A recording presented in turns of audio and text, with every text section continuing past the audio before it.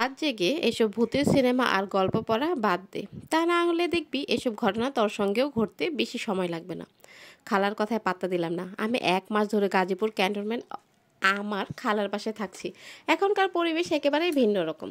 গজারি বনের সৌন্দর্য আসলেই অপার। খালাদের বাড়িটা শিমুলতলি। এখানে মানুষের তুলনায় গাছের পরিমাণই বেশি। রাত 11টা বাজে। ইতিমধ্যে বাড়ির সবাই খেয়ে ঘুমিয়ে পড়েছে। আমার ঘুম আসে না এত জলদি। শহরে থেকে বড় হয়েছে, রাত জাগার ভালোই অভ্যাস আছে। সবাই ঘুমিয়ে যেতেই আমি নিজের ঘরের লাইটটা অফ করে ড্রিম লাইট জ্বালাই। পড়া শুরু করি ভূতের গল্প। এক নাগারে অনেকগুলো গল্প পড়তে শেষ করে ফেললাম, যার মধ্যে কয়েকটি ছিল লোমহর্ষক, কয়েকটি আবার মোটামুটি। হঠাৎ পানির শব্দ কানে আসলো। ওয়াশরুমে গিয়ে দেখি কল ছাড়া। কোনো কিছু না ভেবে কলটা আমি বন্ধ করে দিই। খানিক বাদে আবারও একই শব্দ। এবার বিরক্ত হলাম। মাত্রই তো কলটা বন্ধ করলাম, আবার কি হলো? কলটা নষ্ট হয়ে গেল না তো? কষ্ট করে আবার আমাকে কলটা বন্ধ করে আসতে হলো। গল্প পড়ার মুডটাই নষ্ট হয়ে গেছে। ফোনটা হাতে নিয়ে বারান্দায় এসে বসি। এখানে আবার নেটের ব্যাপক সমস্যা। ঘরে বসে কিছুই করা যায় না। তাই ফেসবুক ঘাটাঘাটি করতে চলে গেলাম বেলকুনিতে। তোমার নাম কি? হঠাৎ কারো গলায় স্বর। এদিকে ওদিকে একেবারে তাকালাম। চোখ যায় পাশের বাড়ির জানালায়। জানালার সামনে কারো অবয়ব। মনে হচ্ছিল কেউ একজন সেথায় বসে আছে। অন্ধকারে তার চেহারা বোঝা যাওয়া মুশকিল। অবয়বটা একেবারে কালো কুচকুচে, তবে গলার স্বর শুনে আন্দাজ করেছি অবয়বটা একটি মেয়ের। আমি বিনা দ্বিধায় উত্তর দিলাম, আমার নাম ফারিয়া। তোমার?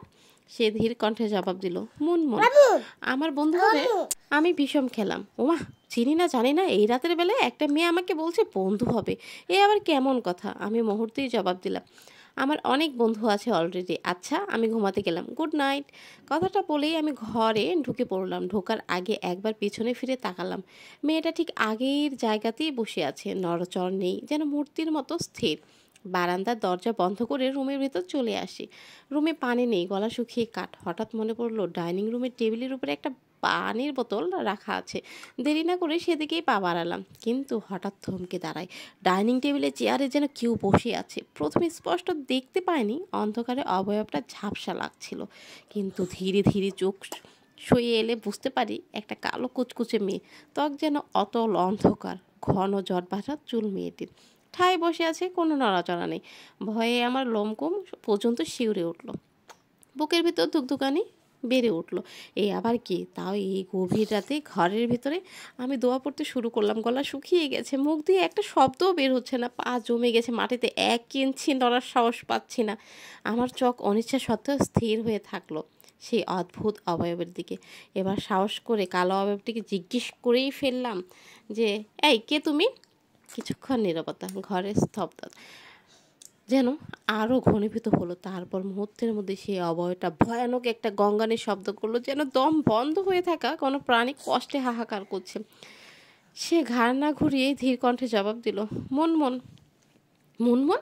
মুনমুন, তুমি না সে বারান্দায় ছিলে, ওই বাসায় ছিলে, তুমি এখানে কিভাবে আসলে? আমার কিন্তু খুব ভয় লাগছে মুনমুন, তুমি কিন্তু ভয় দেখিও না আমাকে। মুনমুন বলছেন, আমি তোমাকে ভয় দেখাচ্ছি না, আমি কিন্তু বলতেই আমার গাটা শিরশিরে উঠলো। আমি ভয়ে ভয়ে বলছি, মুনমুন দেখো, এমন ফালতু কিন্তু আমার ভালো লাগে না। আর আমি একজন বিশ্ববিদ্যালয়ে পড়ুয়া স্টুডেন্ট, আমি তোমাকে কেন ভয় পাবো? মুনমুন, তুমি আমাকে ভয় দেখিও না।